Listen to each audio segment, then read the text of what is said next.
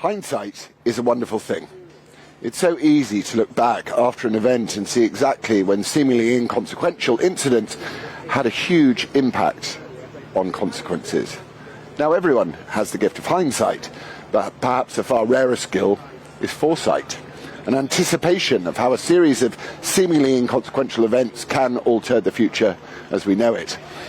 Tomorrow we will wake to a new dawn and a new king. Change met with both excitement and trepidation.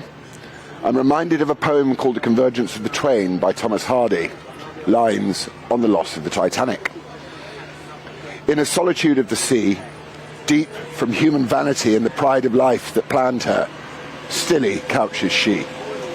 Steel chambers late the pyres of her salamandrine fires, cold currents thrid and turn to rhythmic tidal lyres. Over the mirrors meant to glass the opulent, the sea worm crawls, grotesque, slimed, dumb, indifferent.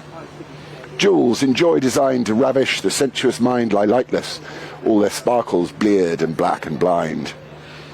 Dim moon-eyed fishes near gaze at the gilded gear and query, what does this vaingloriousness down here? Well, while was fashioning this creature of cleaving wing, the imminent will that stirs and urges everything prepared a sinister mate for her, so gaily great, the shape of ice, for a time far and dissociate. And as the smart ship grew in stature, grace and hue, in shadowy silent distance grew the iceberg too. Alien they seemed to be. No mortal eye could see the intimate welding of their later history, or sign that they were bent by past coincident on being a non-twin halves of one august event.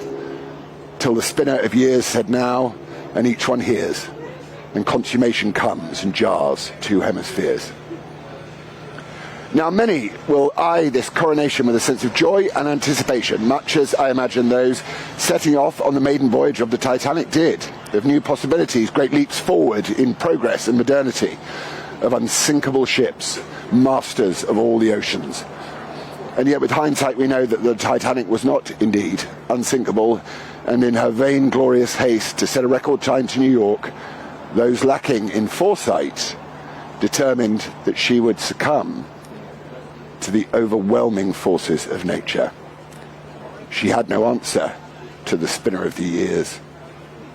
Now what one wonders, does the spinner of years have planned for this august event? An unsinkable king on his maiden voyage, so different from the humble, sturdy yet cautious vessel he replaces. Whatever your views on the monarchy, it is in times of rapid change that many find comfort in tradition and constancy. Hundreds of thousands will line the streets of London to watch this ceremony in awe and adulation, and others will have very, very different views, but that is Britain. We live in shifting tides.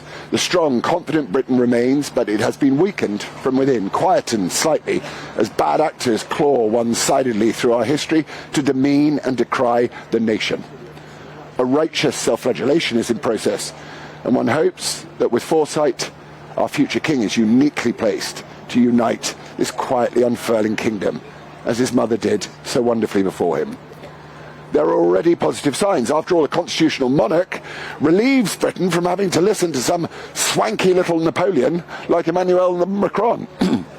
King Charles hasn't allowed the love of his life to be sidelined during these celebrations. Instead, she is front and centre to the proceedings, reflecting a modern Britain which recognises, upholds and affirms adult human females. King Charles has stood up to the whims of a demanding actress and her servile husband, despite a haranguing from the media.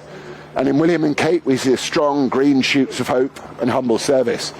There is optimism in this green and pleasant land. And should he choose to, King Charles III could have the adoration and the love of the whole country. But he must choose. Like the Titanic, whether to arrive serenely into New York Harbor safely, or to rush towards progress and meet a cold and bleak end at the hands of the icebergs which await him as he navigates the passage of his reign. King Charles is, after all, no Queen Elizabeth, the twinkle-eyed but tight-lipped stoic who steered us safely through those many years. King Charles is political and is progressive. One hopes that in modernising the modern monarchy, like a Titanic racing for New York, he doesn't sink it in the process. To navigate the icebergs of progress, he would do well to renounce his association with the World Economic Forum, to pledge his allegiance to his people and the nation rather than one to a world government, to promote meritocracy, to remind his people that they are in charge of their own destiny, not bad Bond villains in Switzerland. He should cease his forays into the arena of climate change. The climate has been so heavily politicised, and his impartiality in the face of this debate must be welcomed. If he does this, he wins our trust. It is with sincerest hope that our King uses his foresight and wisdom and, God willing, a long and successful reign. He has the nation behind him today, and if he is to chart a new course, as is his right, to do so with caution and respect for the 1200 years which came before.